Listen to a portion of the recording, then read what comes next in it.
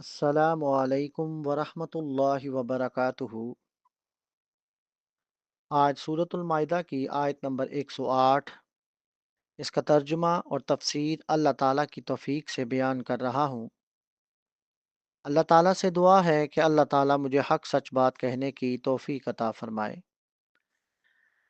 اعوذ باللہ من الشیطان الرجیم۔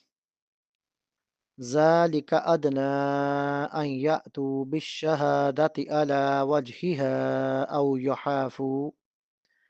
أو يخافوا أن ترد أيمان بعد أيمانهم واتقوا الله واسمعوا والله لا يهدي القوم الفاسقين۔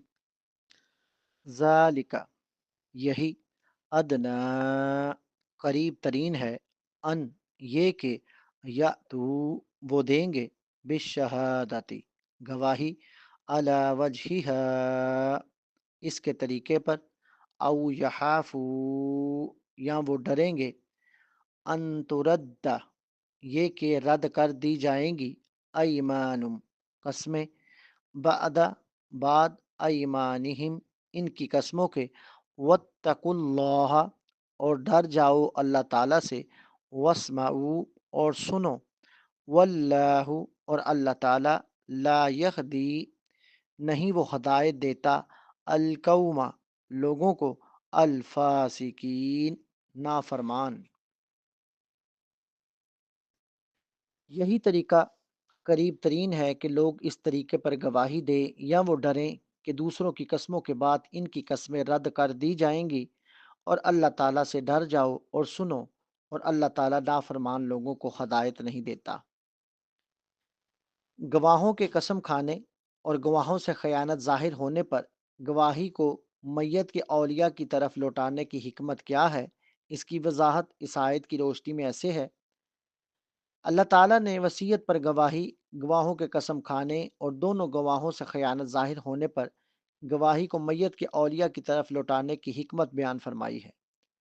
ذالک ادنا، یہی طریقہ قریب ترین ہے، یہی طریقہ بہت قریب ہے، ان یأتوا بالشہادۃ علی وجہہا، کہ لوگ اس طریقے پر گواہی دیں، یعنی جب دو گواہوں کی تقید کے ذریعے گواہی کی تقید کی جائے، او یخافوا ان ترد ایمان بعد ایمانہم، یا وہ ڈریں کہ دوسروں کی قسموں کے بعد ان کی قسمیں رد کر دی جائیں گی، یعنی گواہ خوف کھائیں گے کہ ہماری قسموں کو قبول نہیں کیا جائے گا اور میت کے اولیاء سے گواہی لی جائے گی۔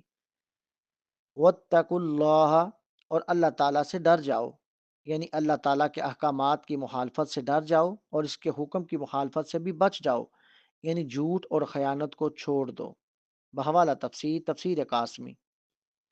واسمعوا، اور سنو، یعنی جو تمہیں کہا جاتا ہے اور جو تمہیں نصیحت کی جاتی ہے اسے سنو، اس پر عمل کرو اور اسے پایۂ تکمیل تک پہنچاؤ۔ واللہ لا یہدی القوم الفاسقین، اور اللہ تعالیٰ نافرمان لوگوں کو ہدایت نہیں دیتا۔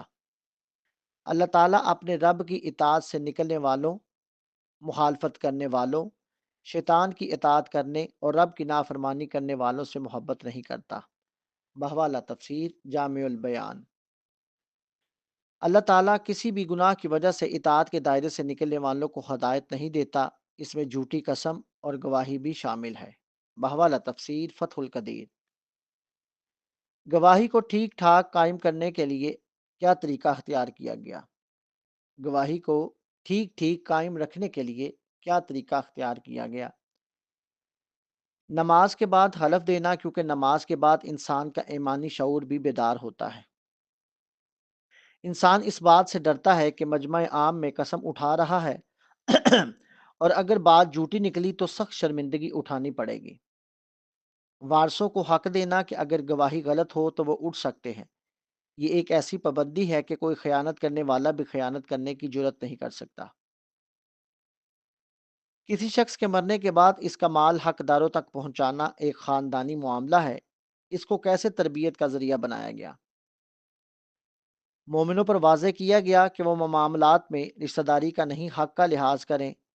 وہ یہ دیکھیں کہ حق کیا ہے، یہ نہیں کہ بات کس کی حمایت میں کی جا رہی ہے۔ مومن ہر بات کو اللہ تعالیٰ کی امانت سمجھے گا، لہٰذا وہ خیانت نہیں کرے گا کہ اس نے اسے کس طرح دیکھا اور اس کے حافظے نے اسے کیسے محفوظ کیا، بلکہ وہ اللہ تعالیٰ کی امانت سمجھتے ہوئے حق کو واضح کرے گا، یعنی بات کو اس کی اصل حیثیت میں بیان کرے گا۔ اے اللہ، تیری توفیق سے آج سورۃ المائدہ کی آیت نمبر 108 اس کا ترجمہ اور تفسیر بیان کی۔ اے اللہ، اس کو اپنی بارگاہ میں قبول و منظور فرما۔ اے رب کریم، اس کو بیان کرنے میں اگر کوئی کمی کوتاہی غلطی ہو گئی ہو تو اس کو اپنے فضل سے، اپنے کرم سے، اپنی رحمت سے معاف فرما۔ اے اللہ، ہم سب کو حق کی صحیح پہچان نصیب فرما۔ اے اللہ، ہم سب کے لیے حق پہ چلنا آسان فرما دے۔ اے اللہ، قبلہ اول مسجد اقصی اور فلسطین کے مظلوم مسلمانوں کی غیبی مدد فرما۔ اے اللہ، فلسطین کے مجاہدین کی مدد فرما۔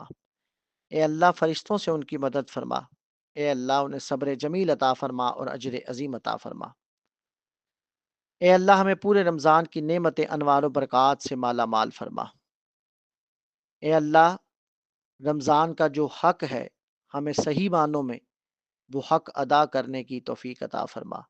ہمیں رمضان میں زیادہ سے زیادہ عبادات کرنے کی توفیق عطا فرما۔ اے اللہ، ہمیں دین اسلام کے احکام پر مکمل طور پر عمل کرنے والا بنا دے۔ اے اللہ، ہمیں لیلۃ القدر نصیب فرما۔ اے اللہ، ہمیں لیلۃ القدر نصیب فرما۔ اے اللہ، ہمیں حج عمرہ کی سعادت نصیب فرما۔ اے اللہ، ہمارے کبیرہ صغیرہ گناہوں کو اپنی رحمت سے معاف فرما۔ اے اللہ، ہمیں تقوی اور پرہیزگاری نصیب فرما۔ اے اللہ، ہمیں نبی کریم صلی اللہ علیہ وآلہ وسلم کی سنت پر چلنے کی توفیق عطا فرما۔ اے اللہ، ہمارے روزے اپنی بارگاہ میں قبول و منظور فرما۔ وآخر دعوانا ان الحمد للہ رب العالمین۔